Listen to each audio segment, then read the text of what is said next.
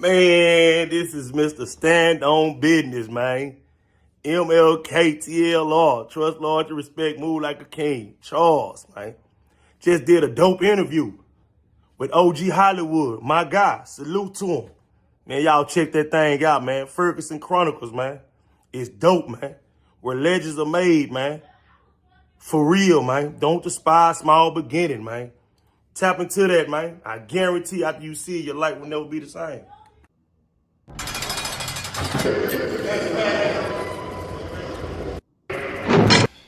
Yo, this your boy CEO Hockley. Real quick, man, today's episode is being sponsored by OGHollywoodspeaks.com. Yes, that's right. OGHollywoodspeaks.com has this fly gear, man. Savage Drive, man. He has this very fly gear, man. He's a former prisoner that changed his life, did 25 years after receiving a life sentence, got home, and he been home 10 years, man. He's been out, he's been free 10 years. He has his own clothing line called Savage Drive. It represents the kind of drive you need to have to make it to the top, the kind of drive you need to have to stay free, right? And as we talk about this prison topic, I want to highlight and show and give respects to those that have been to prison and that are doing the right things in today's society. Everybody go to OGHollywoodspeaks.com and get that Savage Drive. If you got the drive it takes to be successful, man, support him. Also, you can follow him on YouTube. You can follow him on all social medias at OGHollywoodspeaks.com. We appreciate the support here at CEO Talk, and we also like to support other black people doing something positive, man. Savage Drive, that is the clothing line. Get yours today. Salute. Salute. Shout out to my boy CEO Hockley, man. Y'all remember to go to CEO Hockley and subscribe to The Real Truth, man. Just as subscribe to The Real Truth here, right? I'm back in the building, man. The one and only OG Hollywood, where I keep it 110 all the way across. Nothing is ever scripted at the Ferguson Chronicle. And for those that just now laying eyes on the channel, welcome to the People's Channel, or we bring those that you hear about to life. Real life people with real life stories. That's what we do here at the Ferguson Chronicle. We speak nothing but the truth and the whole truth, because y'all know the rest of it. The truth shall set you free. Anyway, man, I thought I'd just put that in there, man. Today, I have in studio, and he's about to grade the screen of the Ferguson Chronicle, man. An individual by the name of Charles. He's here to tell his story and his time spent in that concrete jungle that surrounds you by bars and concrete. However, if you've ever been there, you can relate. So without further ado, let's tap in with Charles, please. What's good, C? Man, how you doing today, man? Great to be on your show, man. Thank you, man. Oh, it's all good, man. Like I said, man, this is the People's Channel, man. Without the people, it wouldn't be no channel, man. So I appreciate you being here, man, for bringing your story to the Ferguson Chronicle to be able to shed some light on your time being spent, as I said, in that concrete jungle, right? So, man, without even hesitation, man, this is what I want you to do, man. Go ahead and tell the viewers where you're from and what led to the prison. Okay. First, man, I'm from Dallas, Texas, man. By way of West Dallas, you know. Stayed a little time in Oak Cliff and North Dallas also. But what took me to prison was, you know, a couple of aggravated robberies and an assault. You know, it just being in the wrong, I ain't gonna say being at the wrong place at the wrong time, but being in the wrong mindset, in the wrong setting. So, with that being said, man, let's talk about the Texas Department of Criminal Justice, man. And we both been to prison, and we've held ourselves accountable for the things that we did when we was living in that particular era, right? So what unit did you arrive to the Texas Department of Criminal Justice as you caught that chain bus, better known as the Bluebird? No, for sure. Man, the first unit I hit, unfortunately, was Middleton. First unit I hit was Middleton. It's like it's like a hold off until they get the big unit ready for you. So yeah, I was at the Middleton unit first. At the Middleton unit. So I'm assuming that's kind of like a transfer facility, right? Yes, sir. Yes, sir. And it's it's holding you over to what they call now getting you ready to go to the ID unit, right? Yes, sir. Okay, so after leaving that ID unit, what unit were you sent to? All right. So as I left the Middleton unit, unfortunately, man, I was sent right across the street. So I ain't really had to catch no bluebird at that particular time. They just put us in the van and took us right over there to Robinson unit. And yeah, when I went to Robinson unit, man, I can remember it like it was yesterday, getting off that bus and, being chained to another individual that you don't even know, and walking in that back gate, man. So,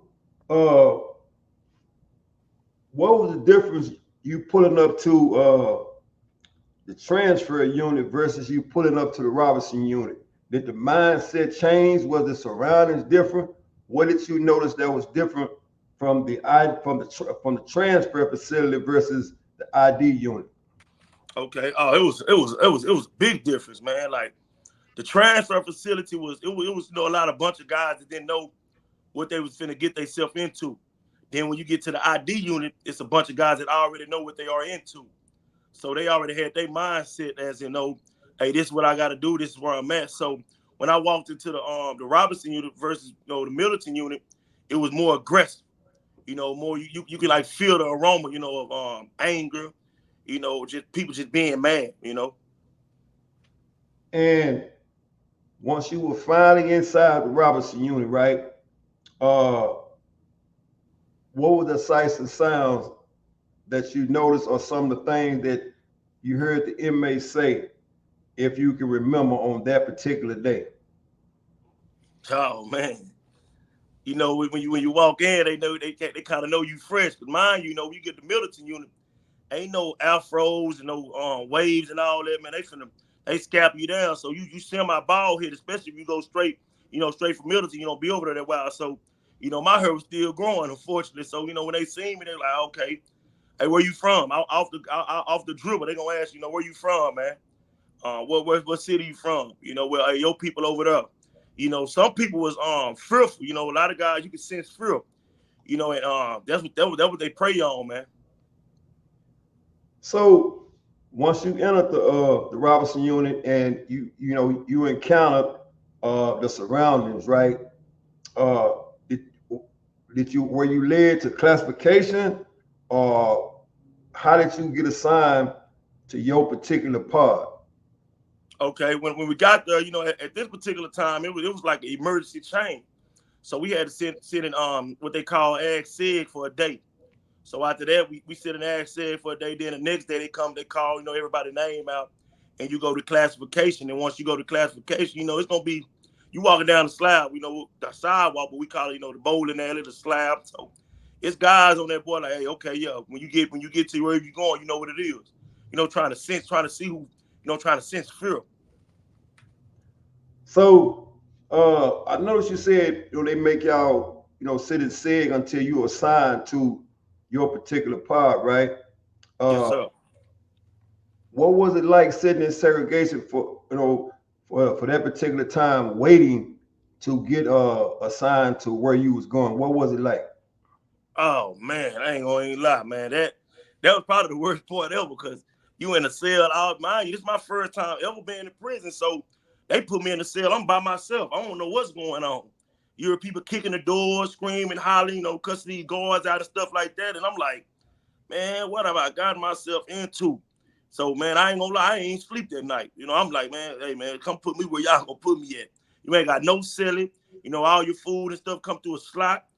Most of the time the toilet ain't working, the water ain't working. So I was happy just to have a little water coming through, but ain't no cold water, none of it. It just feel like a hot box. Like they sleeping in the restroom, basically. So was it? Let's talk. I noticed it says like sleeping in the hot box. So was it? What was the temperature? Was it cold or was it hot when you went to that ID unit? Well, at this particular time, it was around like in the December beginning of January. So it was, you know how Texas weather is, man. You know it was kind of hot at this time, man. So which it supposed to be cold, but it was unfortunately it was hot. So you can rub your hand on the wall, man, and the wall's sweating. Yeah. So at that particular time, what we do, we put water on the floor, whatever it is, to stay cool. But luckily, like I said, I was just in there just for that one day, so I was just sweating, standing up, looking out the door. Hey man, they ready? Hey, look out, boss lady, look out, boss man, they ready? Yep, getting on their nerves. I'm ready to get up out of here. So it was no sleeping, right? Oh, ain't no sleeping now, no sir. So I'm assuming the guys that was assigned to SIG, which was a lot of beating on the door, hiding over the run all night, and things of that nature, right? So Okay, so that morning when you was escorted to classification, right? How did that play out? Walk us through that. okay, so they come in the morning, they call everybody name, and when they got to me, I'm like, yeah, what's up? He said, okay, classification. So I like bet because mine, being back there was a lot of guys that was back there for weeks waiting to get assigned, waiting to go through classification. But here it is. I got lucky enough to go the next day, man, a couple other guys. So we go inside classification and they tell us your line class, this is where you're gonna be assigned at. So, me, I go get my clothes, I go to laundry, pick up my clothes and everything, and people are eyeing me, because they know I'm new, because I ain't got no shoes. I'm Jackie Chan. I'm shoes beat up. So they looking like, okay, these dudes fresh. They begin to question and ask, like I said before, where you from? You know what I'm saying? What you is? Stuff like that. And so when you get to classification, let's talk about where you was assigned to. Where were you assigned to? And when you finally got there, how was it like when you entered the pod or wherever you was assigned to? Oh man, see, and mind you, this 2009. So at this time, it's still kind of, still kind of rocking. So they assigned me to a building. When I went to the building, it's my first time being in prison, so I didn't know what to expect. When I walk into the wing, I'm seeing guys in their little particular seats. They run up on me, hey man, you need some help. First thing first, no, I don't need no help, dude. You know what I'm saying? No help. I've already heard these stories. Hey man, don't let everybody run up on you, try to help you. So when I walk in, I see the people with the sign, they running up on you. They want to look at your tattoos, see if you're a Crip Blood, Vice Lord, GD4, whatever it is that you is. When I walked in, I ain't say nothing. I went to my cell, because they told me, sit your stuff down and just go ahead and come out. These are the things that the guys was telling me at the Middleton unit, the guy that was in the county. So, I put my stuff down. I'm coming out. Hey, what's going on? So when you finally make your way to the day room, right? What was it like when you first started to interact with the inmates in the day room? What was it like when you first started interacting with the inmates in the day room? Okay, so I had always been blessed, to be able to talk.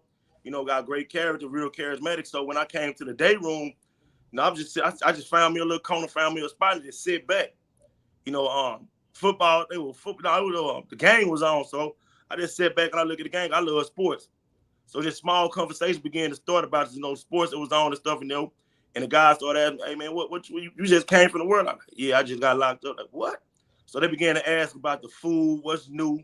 It was some guys from Dallas. So, hey man, they made this, you heard about this. So I just brung it up on myself, like, hey bro, how long you been gone? I've been gone 30. Oh, so when I heard that, I'm like, God, I'm over here tripping about this little 20 years. This dude been gone 30. Life sentence, benches marked and all that. So when he told me about all that, I said, I just wait, give me a spot. So when you got there in 09, let's talk about the prison job, right? Because when I got there, it was automatic in the fields. However, everybody didn't go through the same thing. So when you were assigned, when you finally made it there and you went to the pod, what job were you assigned to? Oh man, they looked at my age, automatic. Whole squad 4. We was whole squad 4, automatic. I ain't know. I knew what Whole Squad was from Middleton. So when they said that, I was like, man, I gotta go back outside, rain, sleet, or snow. You finna go hit it. So let's talk about that for a minute. Uh, what do you remember most that you hated working out there in the plantation? Oh man, the thing that I hated the most, man, was allowing the boss man to see my leadership ability. Because as soon as they noticed that I was a leader, they automatically put me in lead role. So here it is. I got to be the voice for all these people that don't even really want to work. So I hated that because I was like a villain then. Oh, you want to work for this white man? And all along, man, hey, man, I'm just not trying to get rolled up. I ain't trying to get no case. You know what I'm saying? So I'm just going with the flow right now. But yeah, I was lead role due to the fact that he seen something in me, and that was the beginning of something that I ain't never thought about. When it comes to like being a leader, being a voice for people that don't even really want a voice. So that was the part I hated, man, being lead role. And what was it? As far as the work, was it a bunch of two stepping, or was it in the year, or should I say in season, that they have cotton in the field when you were there? Yeah, yeah, like we will go out there pick like fruit and stuff, but most of the time it be dry because the weather be flip flopping. So we be out there just hitting on dirt. Call us out, put us on the back of the wagon, and just sitting out there we'll be out there for 2 hours, man. Come get us at 6. We won't even go to work until 8. We wait for the fog to leave because out there it's real foggy. So we just sitting on the back of the trailer waiting for the fog to leave. And we finally get out there. All right, let's go. We hitting on it. In an hour or two later, we about to go in. But it was 2 days too, so we were going in the morning and the evening. So do me a favor, man, because most people, when they hear people worked in the field, right, they never experienced the tour days unless you were there at the time they had tour days, right? Yes. Uh, from your experience, let's talk about the tour days out of your 16 years in the summertime. Oh man, say man, it feel like death, man. I ain't gonna lie, you feel like you getting fried, man. Like, and then it's always good. So that will really put me in education, because if you got school second half, you ain't gotta go. So that tour day, man, you start off in the morning. Like I said, they're gonna come get you around 6. They're gonna tell you to get ready, man. So 6:15, 6:30, you hitting on it. They're gonna come to your door and tell you. So we're gonna go out there from that time. We're gonna come in maybe at 10:30. We're gonna go eat lunch. At 12 o'clock, between 12 and 12:30, second half, man, we going again. The same spot, doing the same thing, nothing. So we're gonna stay out there from 12. We'll be lucky to come in at 3:34. So we just out there just dry hitting it. I know the boss man, they don't want to really be out here, but they out here. They got hats on. We ain't got no hats on. You can't take your shirts off. You know what I'm saying? We got on these female clothes, which they call prison wear. We hot, man. Any animal come, you can't hit. If a snake pulled up, you better leave that snake alone. That's a major case. So we dealing with all kind of different things out there, man. But thank God they don't do that no more. But when they did do it, yeah, they were standing on business on that, man. So it's something that stood out to me a few minutes ago that you just said. You said that if you're out here in the field hitting on it, right, Mm-hmm. and you run across a snake, you can't even kill a snake. Oh, you better not mess with that snake, jack, anything, jackrabbit. Oh, ain't nothing. They gonna tell you put your Aggie down, man, and bag back. Put my Aggie down. The snake can be coming at you. Ain't no run, ain't none of that. You gotta be still, man. It was guys out there getting bit. You know what I'm saying? And nothing happening. So that's why I said, man, it's a blessing that they don't even have that no more, man. You hit a snake, you get a major case. Real live people, real live stories, man. You can't get to nowhere else hear but at the Ferguson Chronicle, man. So let me ask you this. Uh, in the heat, right, in the Texas field, where I call it the plantation at that particular time, right? Uh, what was the worst thing that you saw during your 16 years when you was working in the fields? Worst thing I saw, man, it was a guy, man. He was out of East Dallas, man. We was out there hitting on it. And as we hitting on it, man, it was he didn't see it was a snake out there. and he hitting on it, and he said, and once it finally hit him, he told the boss man, "Hey man, I think I got bit." And he dropped his aggie, and the boss man ran up on him like with the horse. You know how they be coming up on you with the horse and kind of scare him. And everybody was like, "Man, hey man, I think it's a snake." So it was a snake, and unfortunately, man, that snake that bit him, man, it was venomous. So he had got shipped off. You know, we got through. He still had to hit on it for those times. So by the time we get ready to go in, man, his whole leg, like I'm talking about, like a watermelon. And the boss man, this all the field boss saying, "Oh, he'll be all right. He'll be." I'm like, "Hey man, he just got bit, man. You tripping? Like, you know, this man can particularly, he probably can die fast." So by the time they get him to the infirmary, his whole leg purple. And mind you, man, it's not no emergency to them. It's only emergency to the one that got bit. So they taking their time, you know, to get the brother to the hospital, because you know it was an emergency. So when they finally got him there, man, he had to go through, man, different kind of IVs and stuff like that. Man, he almost lost his leg, man. And when he came back, and the man he lost his leg. That leg was so messed up that he was barely walking, man. You know, so they had to get him off the unit and send him to a medical form. So from a mental standpoint, you've never worked in the field before, right? And now you're in the field and you've been placed as a lead role, right? So from a mental aspect, getting up every morning, knowing you got to go rain, sleet, or snow, right? How did you handle that from a mental aspect? I'm not gonna lie. When I first got, you know, first getting incarcerated, I was still like a little hothead, you know. So my mind was this, man. Really, I'm just gonna do it because I ain't trying to get no case. I'm trying to go to commissary, you know. So I was getting up, you know. I had an attitude, you know. I remember one day when they had rolled me a case, you know, because basically I really got to go every day, no matter if anybody else don't go. I'm lead row, so I gotta go. So the man had came and rolled me a case, and I just told him, man, I'm through, man. I ain't going out no more. Hey, man, you talking about this work? I'm not getting paid. First thing they said, well, we feed you. Man, that's tax money, man. I'm not getting paid to be out here. So he came, man. I never forget this day. He came. They served me the case. We were like, we served you a case for not going to work. He said, what is your statement? I said, man, my statement, man, I never applied for the job. So when I said, he said, you never applied for the job. I said, I ain't going no classification. I want to work whole squad. Y'all placed me there. Man, I'm talking about, then when I said that, it clicked on me, man. My voice still mattered. Because at that particular time, he said, man, ain't nobody ever told me nothing like that, man. I said, I ain't never applied for it. Y'all trying to make me do something I ain't applied for. Help me rehabilitate. You know what I'm saying? Give me somewhere where I can rehabilitate. I can learn something that can help me in society. I got a job change that night. I ain't never worked whole squad no more. So let's talk about this, man. I like to talk, you know, because I like to show growth in people when they going through their transition in prison, right? Uh, let's talk about the educational piece that TDC provides for a person if they accept it, right? Mm-hmm. Were you ever put in a position where you took advantage of the educational piece that they offer in the Texas Department of Criminal Justice? Yes, sir. Yes, sir. Most definitely.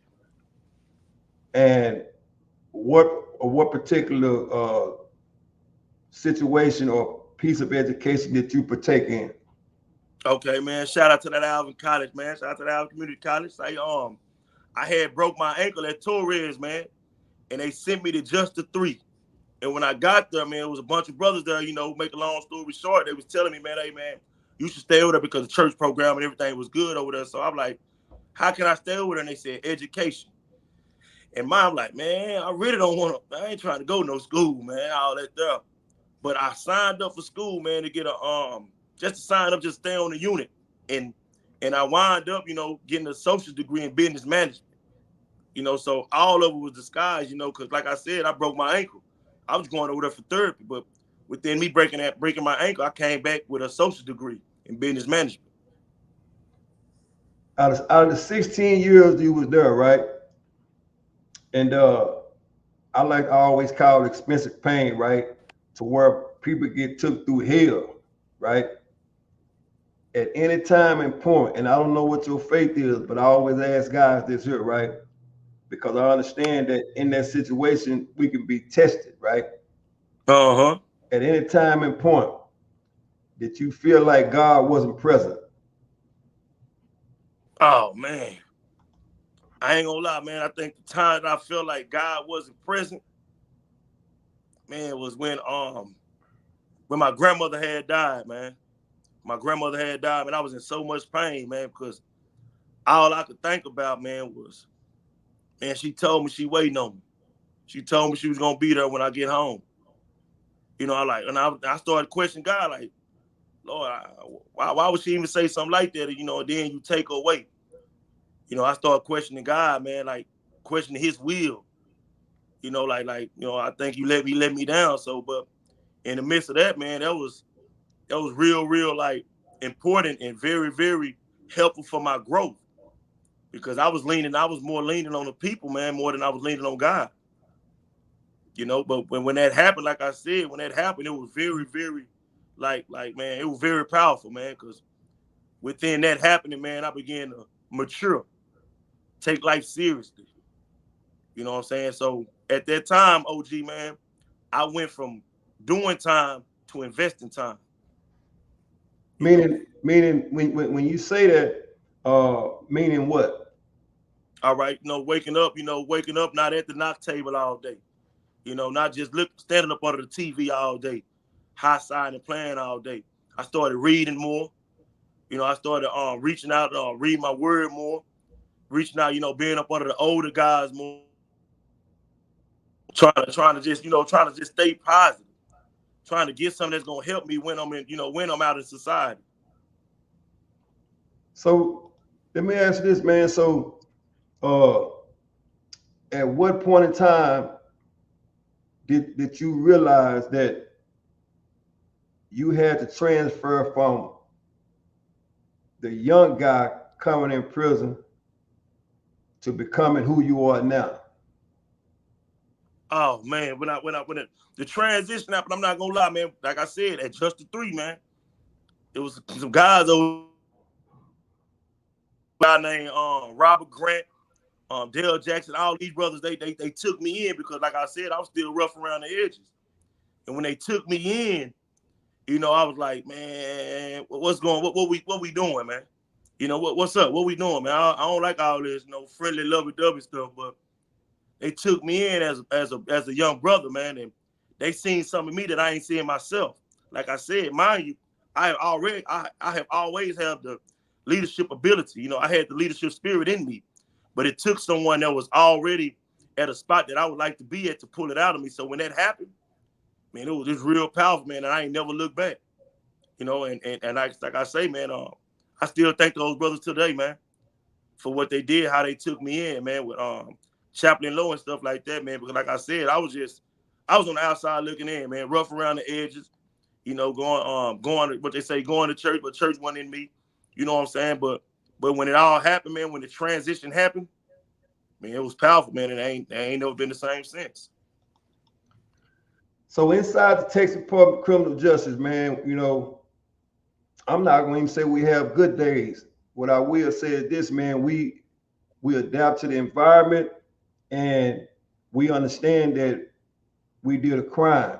And so we being punished, right? And at the end results, we either gonna complete the time one way, or should I say, check out the other way. And I've seen a lot of guys check out that couldn't handle the mental stress of prison, right? Hmm. So uh during your time in Texas Department of Criminal Justice, man, let's talk about one of the worst days you've had. One of the worst days you had in prison.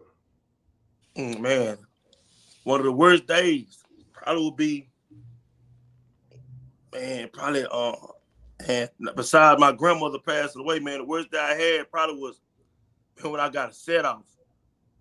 Because I had built up so much. Like, this is my time. 2018, I'm finna go home, man. This is it. So 2017, I stopped. That's the year I stopped using vulgar language. I just stopped cussing, not knowing that was gonna be very, very important for my growth. I just said, you know what? I'm gonna stop cussing. I'm gonna stop hanging around with different type of people because I know when I get to the world, I want to be successful. So I got to begin to think like a success, to be successful. You know what I'm saying? I can't have a $1 million thoughts with somebody only got a $1,000 mindset. So I began to put myself with people that's trying to grow. You know, so I got a 5-year set off, man. First time ever seeing parole, they hit me with a 5-piece. I remember calling home, man, and my mother, man, she was crying. I was like, man, what's up? She said, 5 years. I was like, I'm like, 5 years? What you mean? What's up? What 5 years? What? You're not gonna see parole again until 5 years. I said, you sure? Man, so you got your 5-year set off. I said, oh nah, mind you, I ain't catching no cases or nothing. And I'm like, dog, so that was like probably the worst time ever, man, by being in prison, because like you say, I adapted to everything else. You know, but I wasn't adapted because I hear so many people say, you know, hey man, and all of the guys that was around me was going home. That what got me. Everybody around me in my circle, they was going home. So, you know, I started questioning God. Like, Lord, man, he going, I go to church, I do the same thing. Like, what's the difference? Not knowing that, you know, God was still working with me. You know, because like I said, right after 18, you know, COVID-19 had hit too. Yeah. So I began to say, like, man, what? I could have died out there, COVID-19. So it was a reason, you know what I'm saying? So I began to ask God when I prayed, look out, Lord, give my pain, show me why I got so much pain. You know, give my pain purpose. Show me the purpose for this pain. You know what I'm saying? And here it is. I'm out here in society right now, and I'm striving, and I'm doing good, man. So man, I remember when they started the 5-year set outs, man, it was like getting a new sentence all over, right? And you have to reset the mind in order to be able to do a 5-year set off, right? So So from a mental standpoint, from a Charles mental standpoint, how are you able to even reset your mind to do that? man, and like you said, it was like I had 20 years plus that 5 basically. And I remember, you know, when they told me, like I said, I was on Justice 3, and they got cubicles over there. So when they told me, I went back to my cubicle and I began to think, like, man, 5 years, 5 years, man. That's like you said, that's a whole nother sentence. Like, what I do deserve 5 years set off. Here it is. I began, you know, question God case by case. This person just got a major case, but he gone home. Here it is. I ain't caught no case in years. So it resetted my mindset, you know what I'm saying? Stop worrying about what other people are doing, how they're doing, and just ask God, you know, what is the purpose? You know what I'm saying? And I remember one night, man, I'm just, like I said, I'm just laying down, and I said, man, Lord, like, what's up? I'm reading the Bible, man, and I just got like a revelation, man, about number 5. And I know I looked it up, you know, because like I said, me and the brother, like the Robert Grants and things, we would sit down and we always read the word, and we, you know, numbers have significance. So I asked about, you know, I'm thinking about the number 5, and once I found out what the number 5 was, I felt more comfortable, because number 5 in the Bible, number 5 is for grace. So I began to add, like, grace. I said, what you mean, grace? And I remember that night, man, he gave me an acronym, man. And grace stood for, man, God reaches and corrects everything. So within that 5-year set off, I knew that God was reaching and correcting everything that needed to be corrected before I was able to step out into society again. So let me ask this, man. So you got female officers and you got male officers, right? Yes, sir. We're gonna start with the male officers. How was it for you in the Texas Department of Criminal Justice as far as the communication piece with the male officers that worked there? Did you ever have any kind of encounter with those, whether it was good or whether it was bad? Oh, yes, sir, I did. I had some with both of them. But the worst part was probably with the males, man. Because, you know, the males, they always, especially when the ones that believe and think that you should be at a certain place in your life, and you're not there according to where they think you should be. So it was real, like, man, they used to hate that, especially when they found out that, especially when I began to get like a revelation of who I was, you know, and tapped in the other realm of being, you know, the knowledge that I was acquiring, man. I was talking to the guys, they were looking like, you think you this and that, you think, I said, man, I'm just trying to make it. So jealousy began to sink in, you know, and I believe that a lot of them was, you know, they was real hateful, especially the ones that were from different countries, because they feel like, you know, being over here, we got it made. And we just wasting the part that we got it made in. And when you said they, you speaking of the correction officer that worked under them versus that were working there when you first went there, whether it's African or Nigerian? Yeah, those Africans and Nigerians. So let me ask this. So now let's get to the female officer. How was your interaction with the female officers? Oh, it was cool, you know, because like, a lot of them are real respectful, man, you know, because it seemed like they began to see more in some men in there than the other guys do. You know, so a lot of them was real cool, you know, respectful and sweet, especially when you're respectful to them. You know what I'm saying? Because a lot of them, like unbeknownst, they be going through some things too. Because, you know, incarceration is not really a geographical location. Incarceration is a mindset. So a lot of them was coming to work incarcerated. Facts. So 16 years flat. And for me and the viewers, how long have you been free? Been free for to be 2 months. That's kind of like fresh out, man. Shout out to you, man, for you being able to articulate yourself at this particular time, because most guys that get out of prison that's 16 years, man, don't have a clue. They know where they just came from, but don't know where they're going, you know? Yeah. And for you to even be able to sit here and have this conversation like this, it tells a lot about who you are, right? So shout out to you, right? So let me ask you this, man. The day that you found out you was being released, what was that like as far as from a mental standpoint? Man, it's like the change, because I always say that, man, I was already I wasn't incarcerated no more when it came to my mindset, my mobility, anything. They just had me incarcerated physically. So I was already free in all the areas. That's the only part I was waiting to be free at. So when it had happened, man, I ain't gonna lie, I cried, man. I cried the whole night, but it felt like, you know, because my mental standpoint was already fulfilled. It was already good. I was just waiting for this other part of me to be free. And once it finally happened, you know, it was like I said, I cried, man, the whole day, and I called everybody. Now, let's talk about the bus ride from point A to point B. When you was being taken to your where you was gonna be released at, right? What was going through your mind? What were some of the things that you saw going from point A to point B that you can remember? You know, it's just been 2 months. Yeah. What was some of the things that you saw? Man, crazy to say this, man. The first thing I saw was Chick-fil-A, man. I told myself, I'm going to get some Chick-fil-A. As soon as I get home, I got to get some Chick-fil-A. First thing I saw on that freeway was that Chick-fil-A, man. Then, you know, you see a bunch of other things like the trucks and stuff. So I began to see the trucks. I began to dream and visualize, you know, me getting my CDL and driving the truck. But the first thing I saw, man, was that Chick-fil-A. And I said, oh, yeah, that's a must. Off the drip, I got to have that. Which was the first thing, one of the first things I had, too. Chick-fil-A sauce and all. I done went to the store and bought the sauce.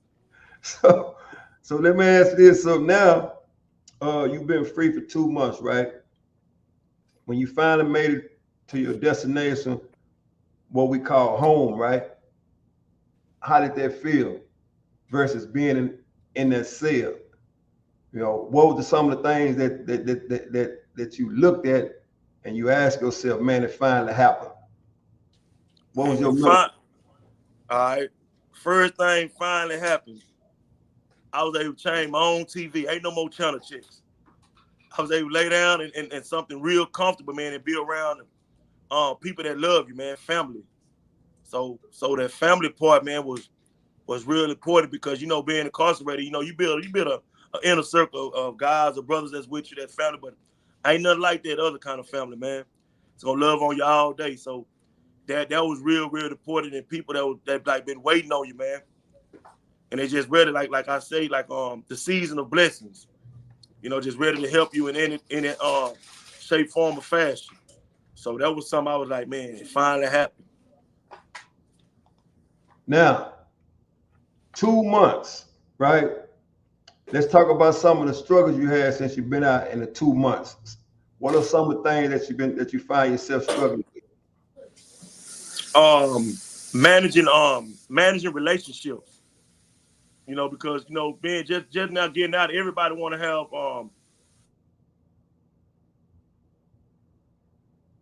be mindful that you got to know how to manage that. Because if you don't, man, people begin to think that you don't care about them no more. You know, you don't love them no more, or you just don't forgot about them. And all along, you know, I've been gone 16, so I'm still trying to manage relationships, you know, with family members, you know, with friends, and most important, I'm still trying to manage me. You know, so that's like the most hardest part. I think it is gonna be for anybody that get out that got support. You know, managing the relationships and putting the relationships in the right category. And because I understand that people, places, and things change when Yes. we get locked up, right? Yes.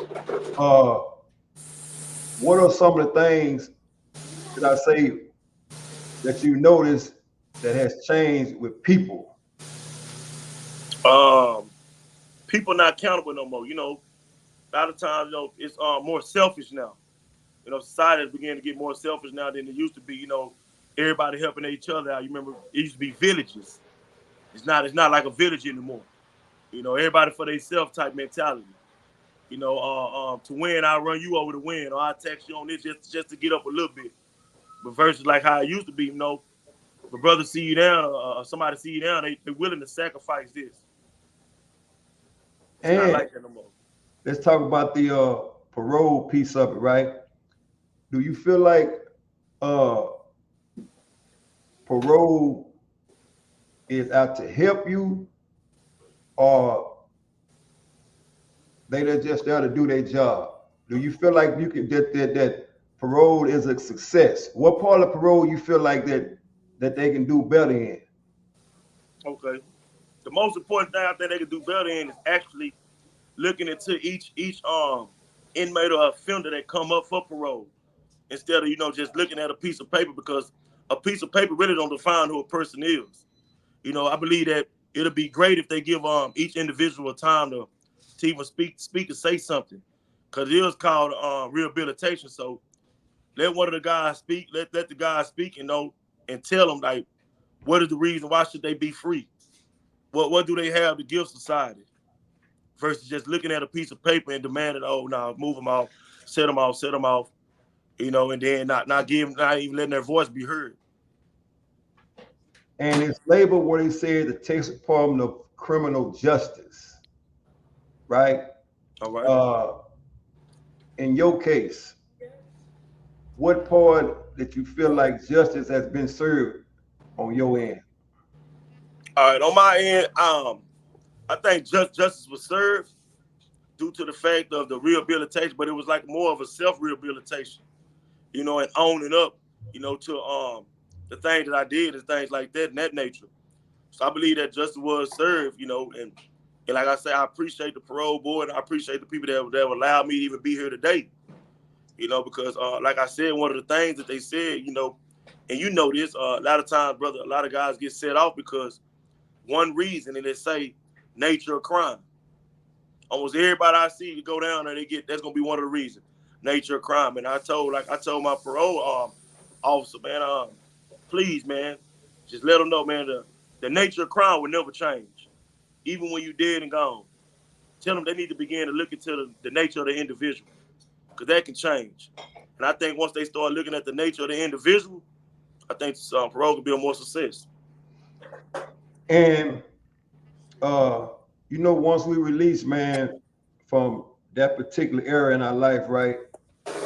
We all bring back uh, a different piece of that with us. Some people bring back the trauma part of it, right? And some people bring back certain things that they instill in themselves to help them get through uh, the time they are now, or should I say, help them remember where they come from. From that particular era in your life, out of that 16 years, what part that you bring back to keep you grounded? Yes, it's ID. Man, anytime, so I just look at that ID, man. I can't go back. I can't go back. Just this ID, man. Get my mind straight. Just get me to start thinking back. I can't do it. I can't wait for no more in and outs, no channel checks and all that. You know, get ready for child. Ain't no more of that. So this ID the most important thing to me, man. And we come from a structured environment, right? Where everything is laid out for you, right? In a structured environment. So how do Charles begin to set his own structured environment? What steps have you taken to set your own structured environment? Okay. Being mindful, like I say, putting relationships in the right categories. That's one thing I'm doing. And another thing that I'm doing that's very important, I believe, for everybody is just setting healthy boundaries. You know, setting healthy boundaries, letting individuals know how far they can go and how far you can't go.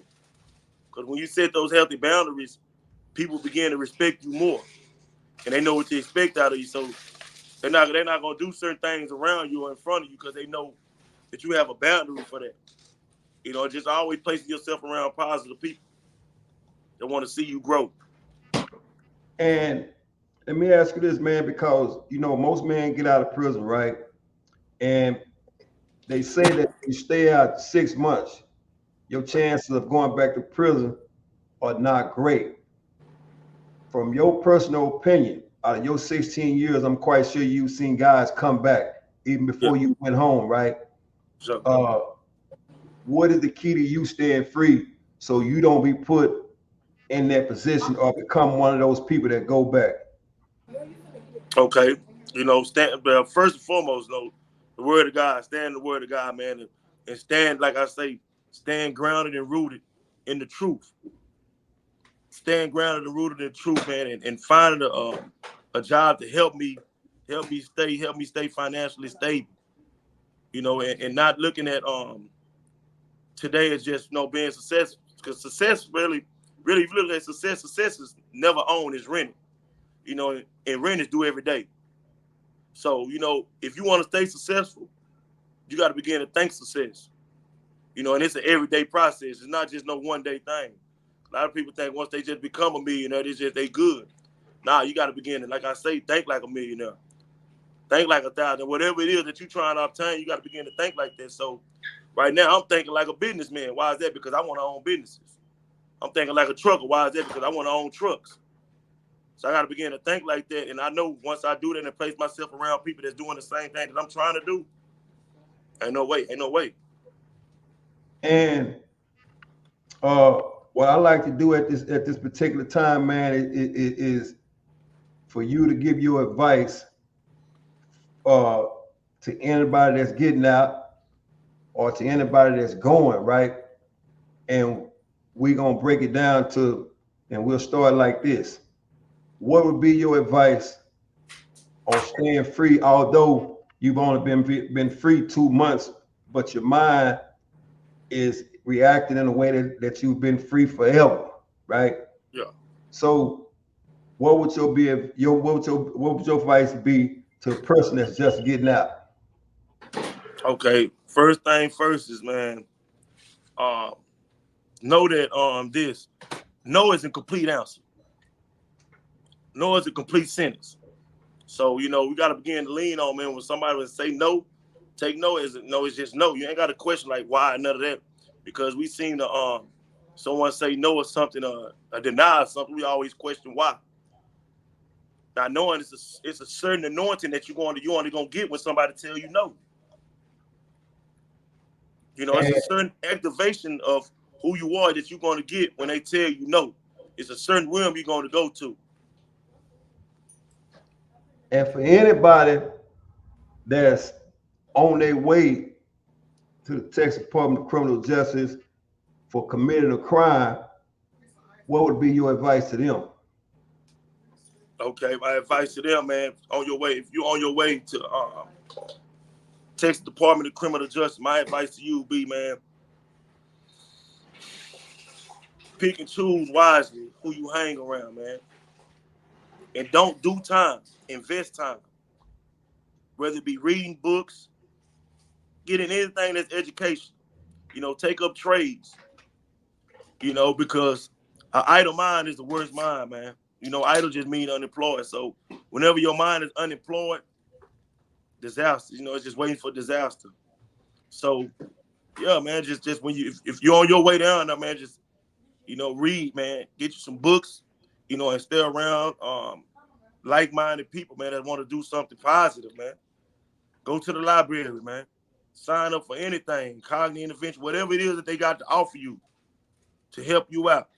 Even if it's not on your ITP. If it's something that can help you, man, go ahead and sign up for it. It's gonna keep you out of those dangerous situations. It's gonna keep your mind flowing. It's gonna keep you growing because the ultimate goal is, is to grow. You plan it, so water yourself with good educational skills, man, and grow. So once again, people realize story. You can't get those nowhere else but here at the Ferguson Chronicle. People bring nothing but real stories here, right? And it's never scripted. So at this particular time, man, what I like for you to do, man, because I offer this to anybody that come on the Ferguson Chronicle, because it's the people's channel, right? I want to allow you to close the show on your note. Shout out to anybody you feel like you want to shout out to, man. And this is your moment, man, to let the world know, hey, it's a different person that has been set free. So go ahead and do that for me.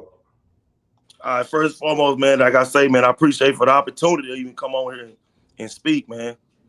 I want to shout out, man, to all the guys on the Gladiator Unit, man, the brothers that's in the preaching class and doing things like that that's trying to actually change, that are changing.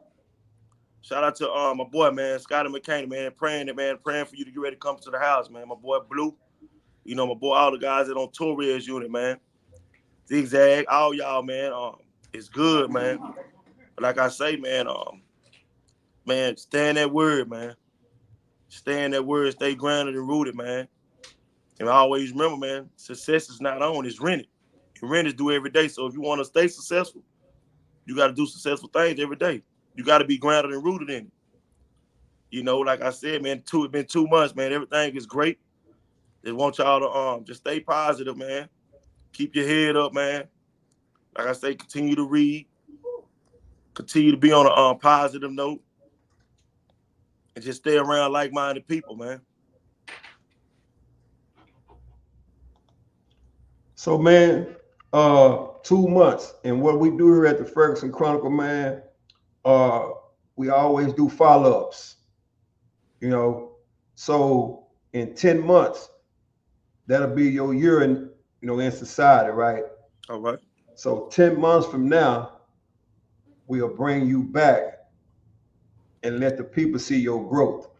Because I believe beyond a shadow of a doubt, man, that you're going to prosper in the world, man. Because the most dangerous man in the world is a man with a made-up mind. That's right. Whether it's good or whether it's bad. It's just like when you went to jail. Your mind was made up to do what you did to get you there. Yeah. And now you back. Your mind is made up to be successful since you've been free, right? So with that being said, Charles, man, I appreciate you for coming on, giving your spiel at the Ferguson Chronicle, man. Like I said, we'll bring you back 10 months from now, man. Yeah, man. Appreciate you, man. I want to leave you with that, man. And like I said, man, I started a little movement down there, man, called MLK. Move like a king.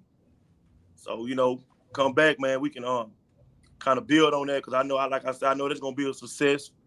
Hope and praying that that's gonna be going, doing great numbers too. So yeah, man, keep that in your prayer too, man. Until next time, man, stay up. And the most important thing is to stay free. Salute. Appreciate you. Once again, real live people, real live stories. You can't get those nowhere else but here at the Ferguson Chronicle, man, where we keep it 110 all the way across the board, man. 2 months. He's been free 2 months. As you can see, man, the last people that have been graced the screen of the Ferguson Chronicle, all these guys have just touched down, man. And where they bring their story to the Ferguson Chronicle. Real live people, real live stories. You can't get that nowhere else but here at the Ferguson Chronicle, man. Until next time, y'all stay up and stay free. Salute. Yo, this your boy CEO Hockley. Real quick, man, today's episode is being sponsored by OGHollywoodspeaks.com. Yes, that's right. OGHollywoodspeaks.com has this fly gear, man. Savage Drive, man. He has this very fly gear, man. He's a former prisoner that changed his life, did 25 years after receiving a life sentence, got home, and he been home 10 years, man. He's been out, he's been free 10 years. He has his own clothing line called Savage Drive. It represents the kind of drive you need to have to make it to the top, the kind of drive you need to have to stay free, right? And as we talk about this prison topic, I want to highlight and show and give respects to those that have been to prison and that are doing the right things in today's society. Everybody go to OGHollywoodspeaks.com and get that Savage Drive. If you got the drive it takes to be successful, man, support him. Also, you can follow him on YouTube. You can follow him on all social medias at OGHollywoodspeaks.com. We appreciate the support here at CEO Talk, and we also like to support other black people doing something positive, man. Savage Drive, that is the clothing line. Get yours today.